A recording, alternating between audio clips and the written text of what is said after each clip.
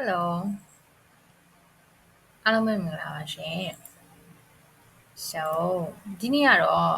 ဒီသုတတနဲ့ပတ်သက်ပြီးတော့ဘယ်ကနေစပြီးတော့လုပ်ကြမယ်ဘာတွေလိုအပ်တယ်ဆိုတာနဲ့ပတ်သက်ပြီးတော့ပြောသွားမှာဖြစ်ပါတယ်ပထမဆုံးကတော့ဒီ idea လေးကိုဘယ်လိုလေးကိုကစဉ်းစားမလဲပေါ့နော်အဲ့ဒါနဲ့ပတ်သက်ပြီးပြောသွားပါမယ်ရှင်ကျွန်မကတော့တစ်ချက်သေးပါရှင် Okay let's go So here အဲ့တော့ research proposal research project တွေရှိတယ်ပေါ့နော်အဲ့တော့အထူးသဖြင့် bachelor ပြီးပြီးတော့ကျောင်းတက်နေတဲ့လူတွေ scholarship ရှောက်မဲ့လူတွေအတွက်ဆိုလို့ရှိရင်ပို့ပြီးတော့အသုံးတည့်မှာဖြစ်ပါတယ်အဲ့တော့အကြမ်းမြင့်လေးပေါ့နော်ဘာတွေပါလဲဆိုတော့ပြောကြည့်အောင် so then part 1မှာဆိုရင် background ပါမယ်research problem ပါမယ် rationale ပေါ့နော်နောက်တစ်ခုကကြတော့ဒီ goals ပါမယ် goals က overall goals ရှိမယ် objectives တွေရှိမယ်နောက်တစ်ခုက part 2မှာဆိုလို့ရှိရင် literature review ရှိမယ် theoretical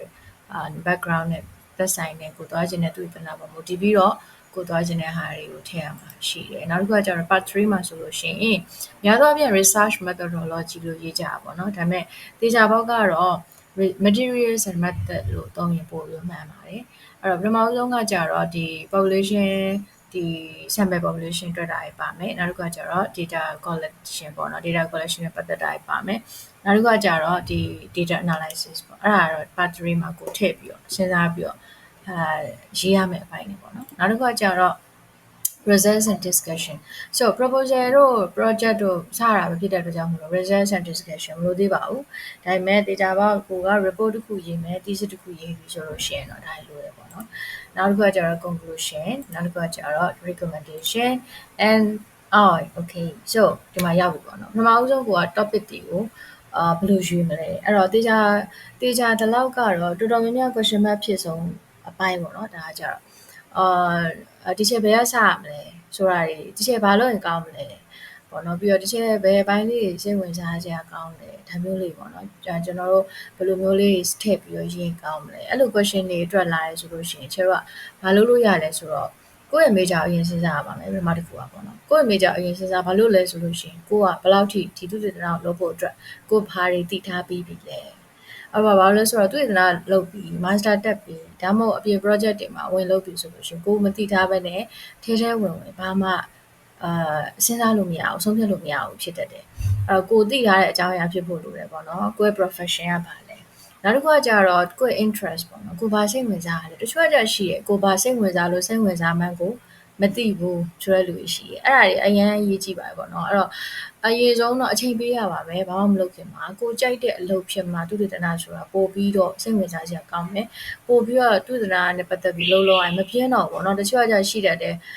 ရွေးချယ်ပြီးတော့လုံးလိုက်ပြီမဲ့ပြည့်ဘယ်လိုပြောပြီးစက်လဲပေါ့နော်လုံးလိုက်ပြီမဲ့ကိုကကြတော့စိတ်ဝင်စားနေတဲ့အခါမှာ final ဒီ master defense ပြီးကနေဒီကိုစိတ်တည်ညစ်နေရမျိုးရှိတတ်တယ်ဘာလို့ဆိုကိုကျွမ်းကျင်ပိုင်းနိုင်တဲ့ fees ဖြစ်ဖို့လိုပါတယ်အဲ့ဒီပိုင်း fees ဖြစ်ဖို့လိုတယ်အဲ့ဒီပိုင်းရွေးရမယ်ပေါ့နော်နောက်တစ်ခုကကြတော့ trend ကပါလဲပေါ့နော်ကိုယ်နိုင်ငံ trend သိရမယ်တကဘာလုံးသွားနေ trend သိရမယ်ဒါတော့ချက်ကိုတင်တဲ့ချက်ရှမကြီးရဲ့ဒီဘယ်လိုပြောမလဲ message ပေါ့နော်ချက်မှတ်မိထားတာဆိုတော့ trend ကိုသိရမယ်တေချာပေါ့အဲ့အရာဟုတ်တယ်အရင်ရေးကြည့်တယ်တကယ်ကိုကိုတိုင်းကဒီလိုဆိုလို့ရှိရင် scholarship နဲ့ပတ်သက်ပြီးရှောက်မဲ့ကလေးတွေကိုဒီ proposal ရေးတာမျိုးတွေချက်တို့ documentation ပိုင်းတွေလုပ်ပြီးတာရှိတယ်ကိုချင်းအဲ့မှာဆိုလို့ရှိရင်တေချာပေါ့ကျတော့ဘာစဉ်းစားရလဲဆိုတော့ပြီးဆိုလဲဒီ crop နဲ့ပတ်သက်ပြီးတော့ဒီဘိုင်းနဲ့ဒီ engineering ဘိုင်းနဲ့ပတ်သက်ပြီးတော့ဒီ computer ဘိုင်းနဲ့မဟုတ်ဘူးအဲ့လိုသွားလို့မရဘူးတေချာမြန်မာနိုင်ငံမှာရှိနေတဲ့ trend ကပါလဲ basic requirement လိုအပ်နေတဲ့အရန်ကို major aims နေနဲ့ဖြစ်နေတဲ့ပြဿနာတွေကပါတယ်လေပေါ့နော်တေချာ problems ကို define လုပ်ရမယ်ပြီးရင်ရှေ့မှာခုန part 1ပြင်သွားမယ်ပေါ့နော်အဲ့တော့နောက်တစ်ခုက read and take the idea by reviewing 4 or 5 paper it is very important of course အဲ့တော့တေချာပေါ objectives ပိုင်းလေးတွေလိုက်ပြီးတော့ကို review လုပ်မယ် objectives တွေကိုခြာရေးမယ်ပြီးရင်အဲ့ဒီ objectives တွေကမှာကိုဘာလုပ်ချင်တာလဲကိုဘာလုပ်လို့ရလဲကိုဘယ်ပိုင်းလေးကိုစိတ်ဝင်စားလေးကို design လုပ်ပါအဲ့ဒါအရင်ရေးကြည့်ပါတယ်ဘာဖြစ်လို့လဲဆိုတော့တေချာပေါကိုတိုင်းက review လုပ်ထားဘူးဖတ်မထားဘူးဒီ trends တွေကဘယ်လိုသွားလဲမသိနေဘူးကိုယ့်ရဲ့ဒီ professional မှာဘာလောက်ထိလူတွေကလုပ်ပြီးပြီလဲတခြား research ဒီ researcher တွေကဘာလောက်ထိလုပ်ပြီးပြီလဲဆိုတော့ကိုယ်မသိနေဘူးဆိုလို့ရှိရင်ချယ်တို့ကရွေးချယ်တာမှားနိုင်တယ်ပေါ့နော်မှားနိုင်တယ်တေချာပေါက်မှားနိုင်တယ်အဲ့ဒါမှားနိုင်တယ်ဆိုတာ လုံးလို့မရဘူးလားမဟုတ်လုံးလို့ရတယ်ဒါပေမဲ့ limitation တွေအများကြီးနဲ့ဖြစ်နေတာပေါ့နော်။ဟောသူတို့ကဒီလိုလေးလုပ်ထားတာပဲ။သူတို့ကဒီလိုလေးစဉ်းစားထားတာပဲဆိုတာမျိုးကိုကသိနေမှဒါလေးပို့ပြီးအဆင်ပြေတာပေါ့နော်။အဲ့တော့ကျတို့အခုနကကျတို့ပြောခဲ့တဲ့ slides လေးကိုပြန်သွားရအောင်။အဲ့တော့ slides လေးကဘာကိုရေးကြည့်လဲဆိုတော့ကျတို့ proposal ရေးတဲ့အပိုင်းဒီပိုင်းလေးတွေပါမယ်ပေါ့နော်။နောက်ဒီ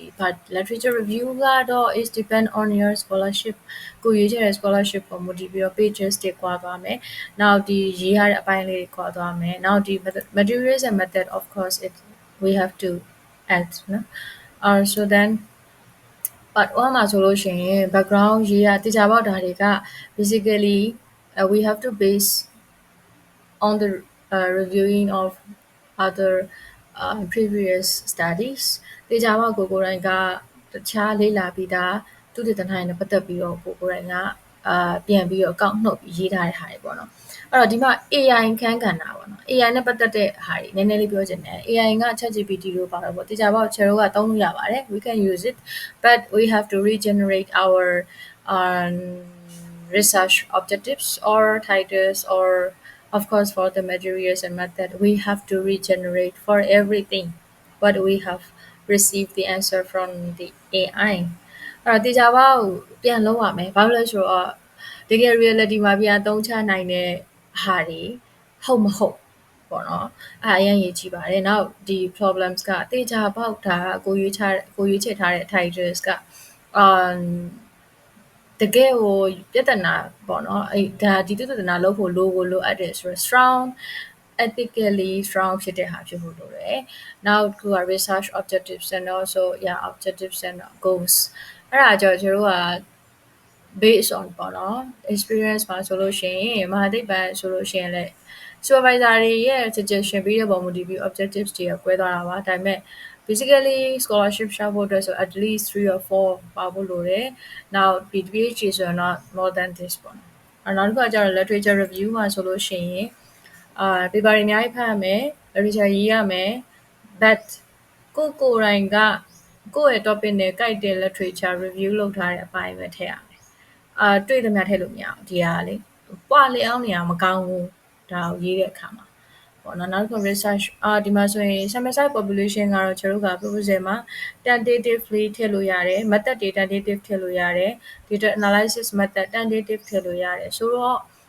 အခုန review လုပ်ခဲ့တဲ့ paper တွေပေါ်မူတည်ပြီးတော့ကိုယ့်သူတည်တနာနဲ့ကိုက်ညီတဲ့ paper တွေကဘာတွေသုံးသွားလဲပေါ်မူတည်ပြီးကျွန်တော်ထည့်ရမှာဒါတွေကလေဒါကတော့ကျွန်တော်အကြမ်းမြင်လေးပေါ့နော်ဗီဒီယိုလည်းအရင်ရှိသွားမှာဆိုလို့နောက်ပိုင်းမှာချေအိုင်းအားတလို့တစ်ခုချင်းစီဒီ part တစ်ခုချင်းစီပေါ်မူတည်ပြီးတော့ sample ဒီစဉ်းစားပေးတာမျိုးလေးပြန်ပြီးတော့လုပ်သွားပေးပါမယ် So then that's it all for today and also thank you very much for everyone and see you again I will upload this video in my YouTube channel and please subscribe and everyone if you want to know something you can also send a message to me so have a nice day and also good luck for everyone and also see you guys